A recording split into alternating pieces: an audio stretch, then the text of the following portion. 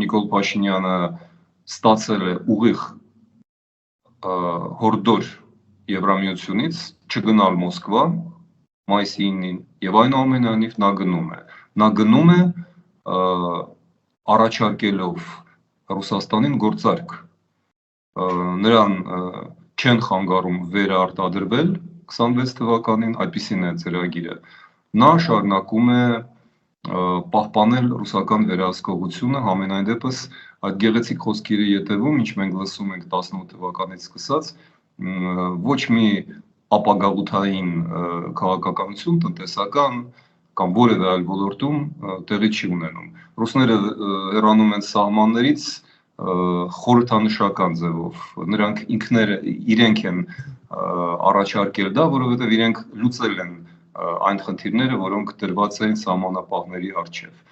Մնացածը իրենք շարունակում են վերահսկել։